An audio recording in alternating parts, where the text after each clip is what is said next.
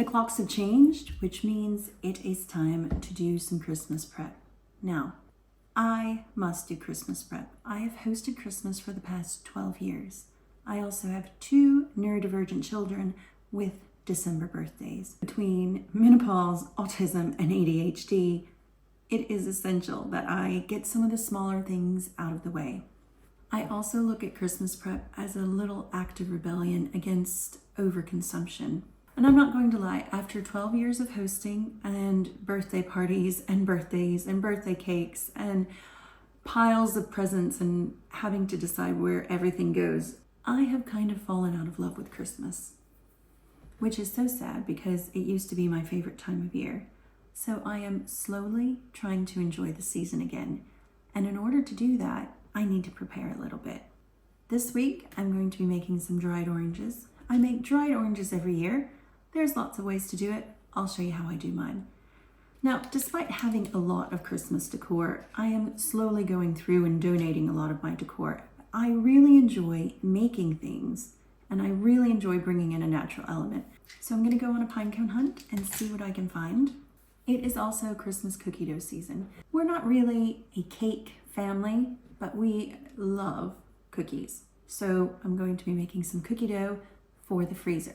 Cookie dough freezes really well. And actually, I usually have some extra left over. And in January and February, it's just nice to have a home-baked treat that's just ready in like 10 or 15 minutes. Now, this channel is all about learning how to be gentle with myself. And sometimes in order to be gentle to ourselves, we do have to say no. And the holidays are a perfect time to practice saying no. Remember, a boundary and no, that doesn't make you a bad person. You cannot pour from an empty cup. Remember that. You are just as important as everybody else this holiday season. So be gentle with yourself.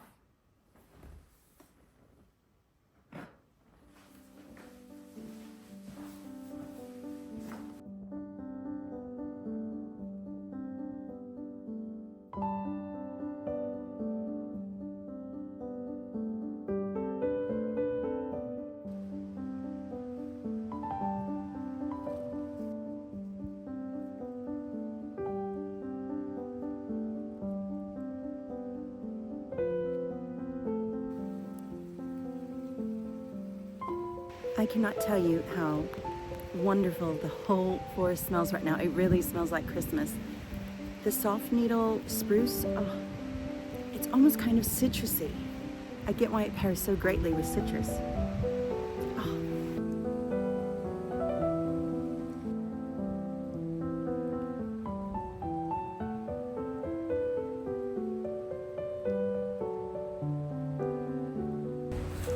It's not that cold actually.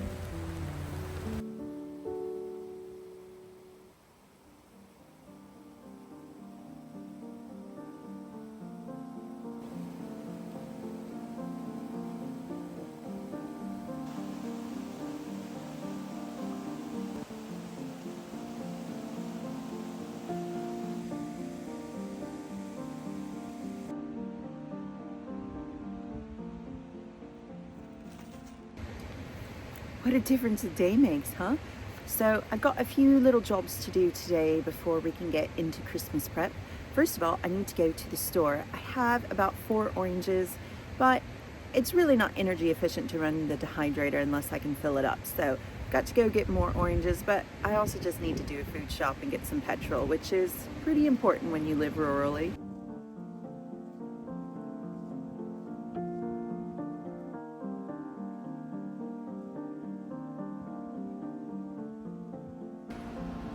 Drying oranges has become a little tradition of mine. They're like little bits of sunshine dried for the cold winter months. Not only that, they're biodegradable, relatively cheap, win-win. My first suggestion is to use oranges that are a little bit bigger. The easy peel oranges, they're a bit too juicy. They just can't stand up to having a knife being cut through them. My other suggestion is to just rotate the orange each time you do a slice so that they're a little bit more even. Now, everybody says do it very thin, but when this is dehydrated, if it is that thin, it's just going to fall apart. So this is probably the ideal thickness that you want. Don't throw away the end bits. You can actually soak these in some distilled vinegar and make a wonderful orange flavored household cleaner. I'm going to do these in my dehydrator. Now I have had this beautiful beast for about 12 years. She is used all the time and she is still going strong. Just to speed things along, I like to pat the excess liquid away and I just start stacking them. I cut my oranges a little bit thicker. This is because I like to hang them from things, so I need a little bit more flesh in order for them to hold up when I poke a hole through them. Because of that, it takes a lot longer to dehydrate them. I'm going to let these go overnight, and even then, they might still need a little bit more time.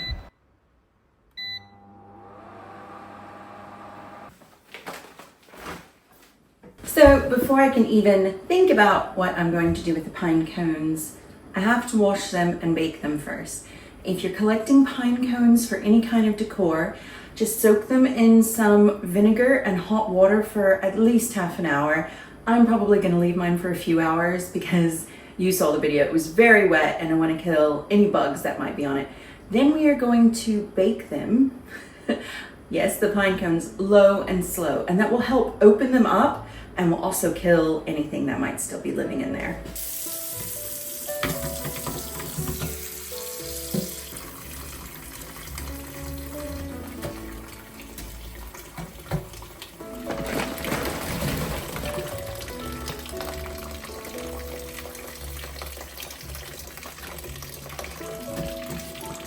As you can see, this is a very messy process. So much for me having a clean sink in my laundry room.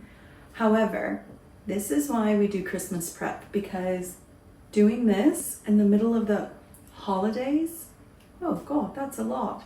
Not only that, but after we bake the pine cones and we dry the oranges, we're going to put them in plastic bags with some cinnamon and nutmeg, and that will help them smell for the rest of the holiday season. So they need some time to kind of absorb those aromatics. Full disclosure, I let these sit overnight because life got in the way. But while these are in the oven, let me show you some other Christmas prep I've been doing. I volunteer at my daughter's school. I am the parent representative for the Eco Council. It was my responsibility to come up with a quick, easy, and eco-friendly craft that the children could sell at the Christmas fair. I decided we would make ornaments out of these little wood rounds with leftover wall paint and some dried flowers. I made a few samples just to show the little ones what we were going to do. And I have to tell you, these little ones did not disappoint. We used all recycled materials that I already had here at the house. It was such a lovely and fun experience. And they are all super excited to sell them at the Christmas fair. My husband and I are also making the children presents from Santa. Last year, I crocheted 45 hats for the children, and this year we're making stuffed snowmen. We have a little assembly line going. My husband is using his knitting machine to make the bodies. We add some stuffing, and then about 2/3 of the way up, I do a running stitch and gather it up. Repeat that for the head, and you have a little snowman. I'm crocheting all the hats that go on top of the snowman. And I'm using a ribbon for the scarf because, self-preservation. The eyes and the nose are thread, so no plastic needed. And there you have it, a cuddly snowman.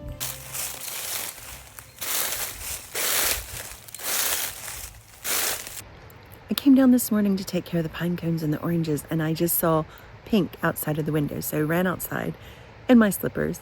But you have to see this beautiful color this morning.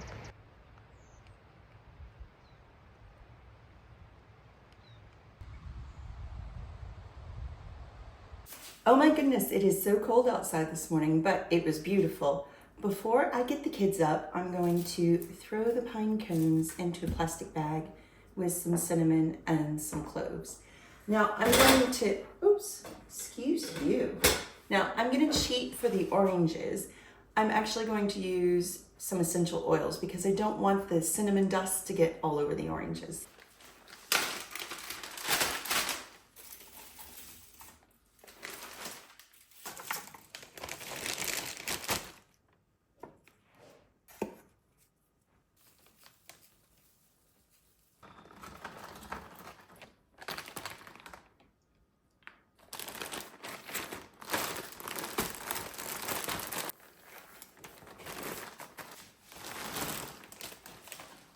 All right, the oranges are done, the pine cones are done, the kids are off at school, and today is finally the day I'm going to make some cookies.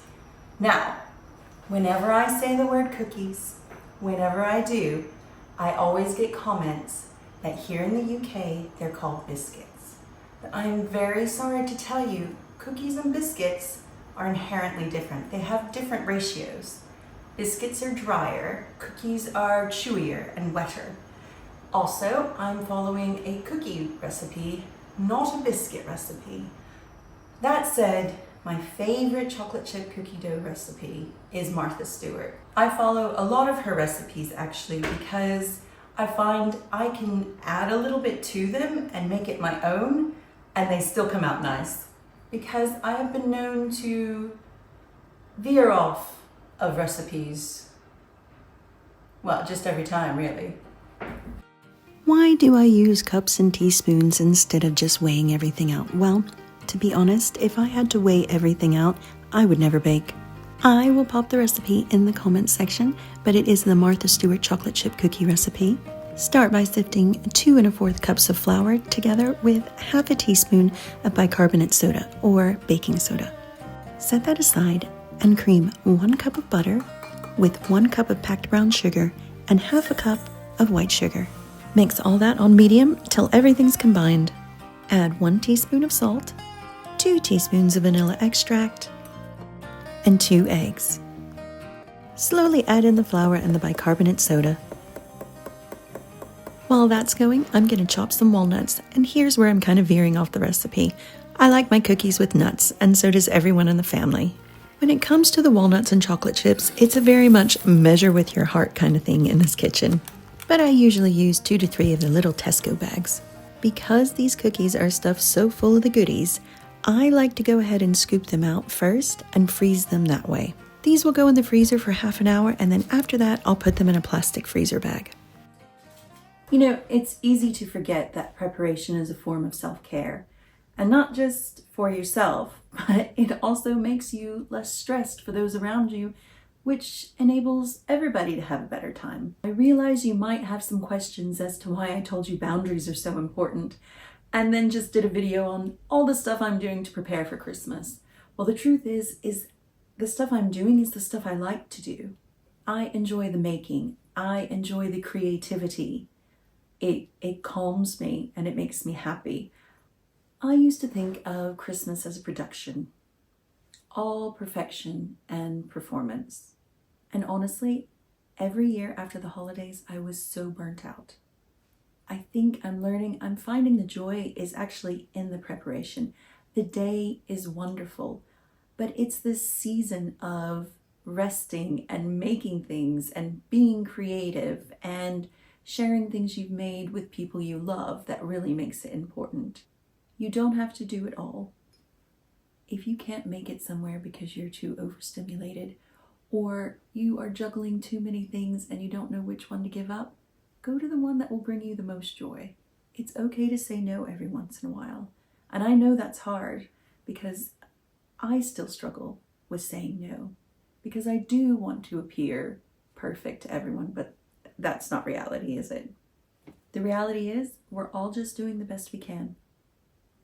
But when things get really hard, there's always a chocolate chip cookie.